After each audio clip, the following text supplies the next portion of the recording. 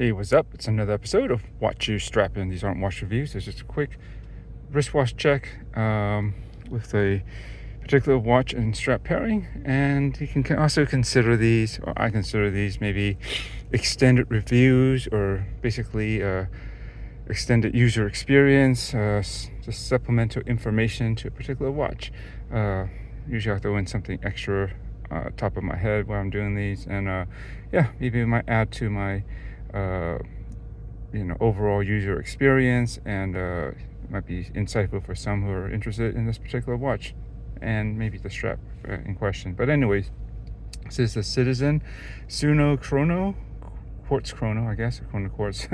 It's basically a reissue of a vintage bullhead chronograph. It was originally in a automatic mechanical movement back in, I guess, somewhere in the 60s or 70s, I believe, probably in the 70s. But yeah, I don't have off the top of my head the exact reference numbers for either one of these. I still have some reference numbers just really have a hard time sticking in my mind, and I don't know, I just forget. But it'll be in the description regardless. And yeah, this is a cool panda chronograph. Basically a white dial. I would say it's got a slight silvery, kind of satiny shimmer to it. You can almost see a ever so slight radiance to it maybe, but for the most part it reads as like a white dial, and I think that it looks good. Yeah, I have to reset the date, but I suppose you won't really know when I've recorded this. But yeah, I forgot to set it ahead. It should be the 8th. But anyways, yeah, it's cool. Quartz chronograph. It's not that expensive. I think they're roughly around $300 or something like that, depending on where you get it from. Maybe discounts. I believe that's how much I got for it. I don't think they're much more than $400 or $500, if even that, but fairly affordable. And yeah, I got nothing against quartz movements or especially a chronograph. And I particularly like this over most Seiko offerings these days.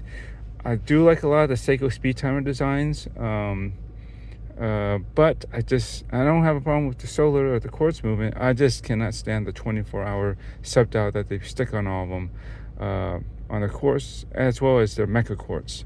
Though there is one mecha quartz movement that does not have that, but the arrangement of the movement for the sub-dials will either have to be in this bullhead configuration where the crown's at the 12. Otherwise, if at the traditional 3, the dial layout will be, I would guess, more like your usual Value 7750 kind of layout, where it's like at the 12, 9, and 6. And I don't know, the date will be wherever, if they choose to include a date. I don't like that layout. It looks very asymmetrical. That's not the problem with asymmetry as much as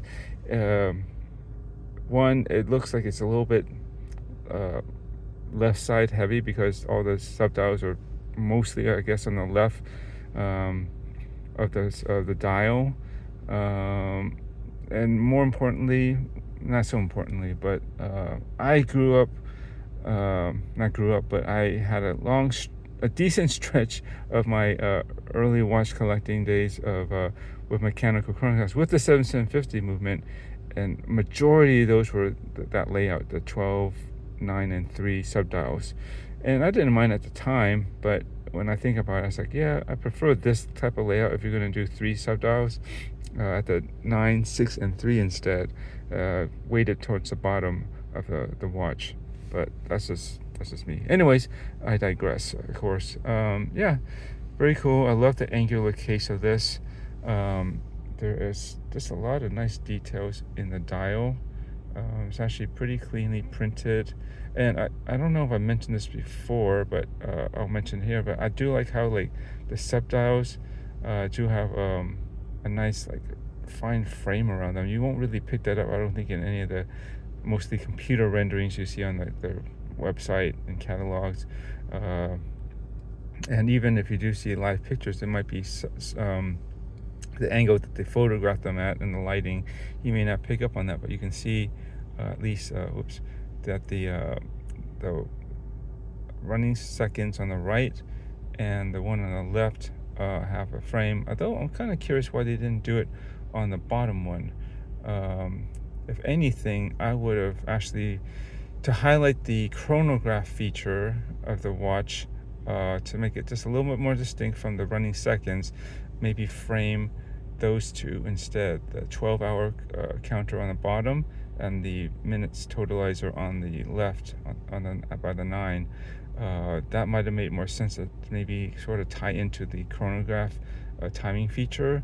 However, what I believe they did here is sort of went with the way that the vintage models were.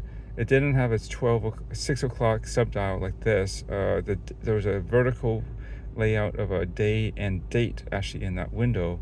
So and then there were like little cutouts in it, but it was like a black. It looked like a black subdial, but really had nothing to do with the chronograph features. It was a date in there, and and I suppose in that sense, if you reference the old one, that particular subdial doesn't have I don't want to say it's a fake subdial, but it sort of was. But it has nothing to do with the chronograph feature, So I believe the other two that were on the left and right of the watch may have been. I'm trying to think, did it have running seconds on it, or was it just a minute and hour totalizer actually, respectively, at the 9 and 3. I'll have to look back at the videos and some images online or probably some videos to see whether that's true. I believe that's what it was, probably a minute and hour totalizer on the 9 and 3, and that's why these are sort of emphasized in the way that I guess the old ones might have been. And that last subdial, the 6, has nothing to do with it, so that's why it doesn't have that emphasis with that frame around it. But not a big deal. I think it's still a handsome piece. Just these little details, and nice applied indices. The loom's all right. It's I don't think I've ever known Citizen to have bad loom. They're fairly comparable to Seiko, but this doesn't have the usual blue glow that I think, at least for me, when I was looking at Citizen a while back, they seem to focus more on blue loom. But I guess they have both now. They had it for a while. Going to the strap finally, actually there is a lot of space, surprisingly, inside these hooded lugs, if you want to call them that. You would think normally this style of the way they do the lugs here, that's not as open as your traditional lug openings, would be much tighter, but there actually is quite a decent amount of space under there to fit a somewhat thick strap. It's not super thick, but it's got some decent meat around it. It's padded too. And I've tried some other straps, and it's never been a problem with it getting in there, catching or rubbing against anything, which is great. This thing can work with a lot of things. I just happened to was thinking about actually picking up a new strap. Well, I was thinking of doing a strap like this, actually, having it custom made, a perforated rally strap in white, just in black, just to play on this panda theme. I was going to go through Handin again. That's HANDDN. If you see some videos from the past, I've gotten some straps from them before. Some are already basically pre-made. They do have some sort of stock selection in their catalog, but you can use their 3D renderer to make your own custom strap, which is really cool, which is what I did. I did 2 of them for my Tag Heuer Carrera Montreal. Look back at that video. And on top of those features that are built into that 3D, customizer, that you can send them photos of ideas that you might like to add to that you can't use with a customizer, and make any notes. So you can, and I that's what I did. So I made it even more customized over on top of what you could normally do on their website. But anyways, that's what I would have done with this. I was thinking of a white leather strap, probably an Epson, maybe something smooth. I forget what I was going to do, but I wanted to just do it simple, black and white this time. No color accent, and I was thinking of painting the sides black too. I wanted to really emphasize like a nice contrast there. I didn't want all plain white. I wanted the black stitching, and I definitely wanted also, this is not a customizable, well it is, but it's not a default customizable feature on the hand inside. But I was thinking of doing also black keepers just like this, and whatever the buckle would be, and maybe the end tips, you could actually customize that as well, to be like this, or angular, or rounded, or even squared off. I think it's all built to order, so you can basically do whatever. Just tell them if they don't have that options, you can discuss it, and they'll, you'll work it out. But this is basically the configuration I was trying to do. But with the perforations, they are, I wouldn't say, this is perforated, but isn't like fully perforated. Like, it doesn't go all the way through where you can see my skin through those holes, like some other rally straps, racing straps would be like. This is actually black inside. It's like a layer of black underneath there, which actually I was hoping I wanted to do. At least if I did the ones from Handon, I was hoping that maybe the black paint, or the black underlining that I would have done on the inside, might have shown through the holes, make it look more black. I just wanted, having the black holes kind of just generally ties into the theme of the Panda. You know how they got these 3 black circles, I won't call them holes, but over a white surface. That was the kind of idea I was thinking about. And that would have cost me, I think normally the customization, I know it's not that expensive really for a fully customizable strap. And they make them relatively fast. I get them within, I believe within 2 weeks. It's pretty quick. Yeah, I would say no more than 2 weeks, if even that. Yeah, they have them made within a week, and then they shipped out really fast service. And it's not bad. But yeah, it would have been around $130-ish, I think, give or take, maybe shipping or tax on that. I think if you get over a certain amount, maybe over $200 or $300 worth or something like that, I forget what it is, but then the shipping is free, something like that. Check the website out if you're interested. That's for Handon, HANDDN. But I was looking online just to see if I could buy one. Maybe somebody, this guy has to be someone that makes something like this idea, but maybe not necessarily with the black contrasting keepers here.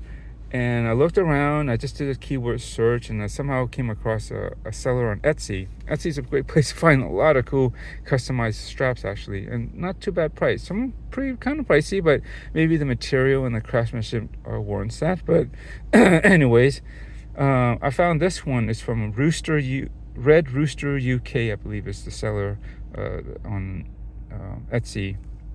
I assume they're basically named Red Rooster, and they're based in the UK, which they are. And they have this and a couple other, they have like an inverse version of this. So whatever you see is black and white is the reverse on that one. And they have like blues and whatever contrasting color. They have, could be likely orange. Usually blue and orange are paired. And they have some other colors. I'm sure they have a red or something like that. But yeah, but this is what I was like, whoa, this is exactly what I was thinking of making. Had custom ordered from a Handon, actually. And this was about $23, like 22 something, maybe some shipping on top of that. I was like, well, for about a quarter, maybe even about a fifth of the price of the one I might have had custom made, and it's basically done already, and more or less what I wanted. I think this is 18, these are 18 millimeters in here, and it looks like it tapers down to at least 16, I imagine. I can't imagine it being more than that. But maybe I might have wanted it straight, but that's not bad, because sometimes you get too much of a taper on a already small width strap to start with, like 18 such, or even 16. It can look a little bit feminine, a little too not masculine enough for at least me, if they taper down too thin, right? This is just within reason, I think, with an 18 millimeter strap essentially. But yeah, for I figured I was thinking of getting more, but why don't I try it out, make sure the quality is there, the seller and whatever, and all the shipping and all that stuff is not a hassle, and it's reliable and all that. And if it looks good and I feel comfortable about the price, the quality that I get, why not? I might go back for more. And came a couple days ago, and actually, I'm trying to remember. Well, anyways, this is the first time I've been able to put it on. I've been on wearing other watches, and I don't wear leather to work. I need to clean my watches, and I don't want to get the leather dirty, and there's no way to really clean leather effectively. So but yeah, I think I finally got it paired this weekend, and I think make a little adjustment here on my wrist, and I think it looks pretty good. It's pretty much exactly what I was hoping to get for this, just to play up on the white and black contrast kind of look for this watch, with this watch. And yeah, and the quality seems decent. I think it's a little bit more break-in. It's not too hard to kind of start to roll and kind of shape the strap, especially near the lugs, a little bit more rounded. But I think overuse, it'll get there even more. It's a decent thickness. It's not super thick, but then it's also a little bit padded, and so that adds to that, especially up by the spring bars. And that's where it's crucial, where it makes a nice arc and wrap around, start to wrap around your wrist without feeling like it's, some straps that are too stiff in that area tends to, you can get it to buckle down, and it should fit, but it tends to be so stiff at the tops that it feels like it's kind of clamping against the side of your wrist more than instead of wrapping around it, if you know what I mean. And luckily this isn't that super stiff where I couldn't start to at least give it a bend and a curve to help with that degree, especially with the lug to lug on these things being so short. You're gonna feel that pinching even more immediately, so you really want to get this to start rounding out and then going around your wrist a little bit much sooner. So that's basically that. I think I rambled on enough about that, but that's what I do on my videos. I'm not a pro at this. I'm just a fellow watch enthusiast that's just trying to share my work experience and my likes, and maybe that might be insightful and inspiring for you too, that might be in the same kind of camp, boat, or whatever you want to call it, as me. So here it is further away. It's cool watch indeed, and I think this works pretty well. And I have another one, a strap I plan to show. It's different, but I plan to do a few more of these, maybe add some color. Since it's such a neutral palette, I think this could definitely work with some fun colors, just to add even more life to it. But I do like to keep it monochromatic as well. I think that's the best look for it in general, but I do like to spice it up once in a while with some color. Anyways, that's it. Thanks for watching, and enjoy your watches. All right, later.